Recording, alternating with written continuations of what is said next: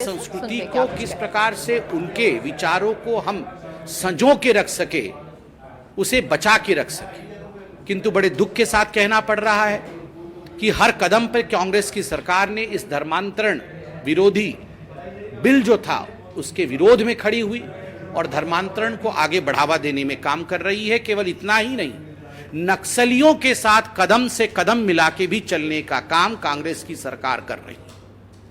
आप याद करिए किस प्रकार से नक्सलिज्म को समाप्त करने का काम मोदी जी की सरकार ने इतने वर्षों में किया। इसके आंकड़े समेत आदरणीय गृह मंत्री जी ने अपने प्रेस कॉन्फ्रेंस में और पार्लियामेंट में कहा है।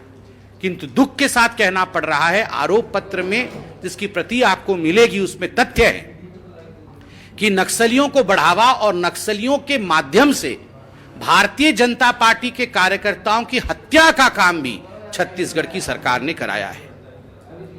बंधुगण, शराबबंदी, आप याद करिए पिछली बार जब राहुल गांधी छत्तीसगढ़ गए थे तो राहुल गांधी जी और कांग्रेस पार्टी ने एक मुख्य बिंदु को पकड़ा था छत्तीसगढ़ में कि हम यहां पर 100% शराबबंदी कराएंगे।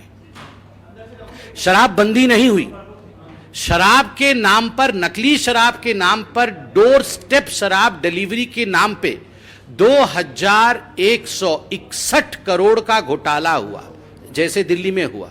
और तो और संजय जी, आम आदमी पार्टी वालों ने एक प्रेस कॉन्फ्रेंस किया था और वो भूपेश बघेल जी को अरेस्ट करने की बात कर रहे थे कि इनको अरेस्ट करो, ये बहुत बड़े शराब माफिया हैं।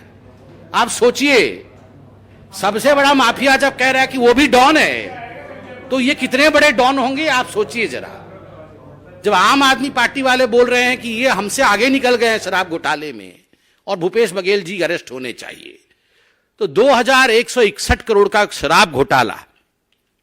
आप सभी गणमान्य पत्रकार बंधु हैं और कई वर्षों से आप इस प्रोफेशन में हैं। एक विषय आप सब मानेंगे कि विगत 15 वर्ष, ये कांग्रेस के 5 वर्ष काट दीजिए, छत्तीसगढ़ के विगत 15 वर्ष अगर पूरे हिंदुस्तान में किसी एक विषय को लेकर चर्चा होती थी, कीर्तिमान होता था, तो वो PDS, public distribution scheme, PDS scheme को लेकर होता था कि धान और चावल की जो डिस्ट्रीब्यूशन होती थी वो इस प्रकार से होता था कि उसका उदाहरण पूरे हिंदुस्तान में दिया जाता था। आज मुझे बड़े दुख के साथ कहना पड़ रहा है कि इस पीडीएस स्कीम में एक धब्बा लगाने का काम, सेंध मारने का काम ठगेश सरकार ने छत्तीसगढ़ में किया है और लगभग 600 करोड़ रुपए का घोटाला पीडीएस स्कैम में किया है। ये सारे तथ्य सीएजी के रिपोर्ट में भी है और हमारे घोटाले पत्र में एक एक डिटेल्स है। समय कम होने के कारण मैं केवल मुख्य बिंदु बता रहा हूं।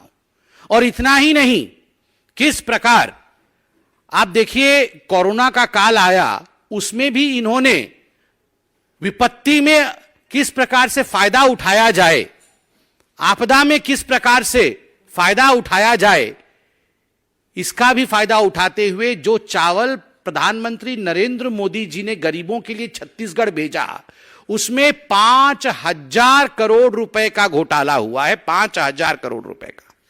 सरकारी नौकरी नीलाम होती है। चेयरमैन टामन सोनवाली जी हैं और टामन सोनवानी जी के बेटे समेत कई कांग्रेस नेता के रिश्तेदार आज चेयरमैन बन के बैठे हुए हैं सरकारी नौकरी। आप सोच के देखिए।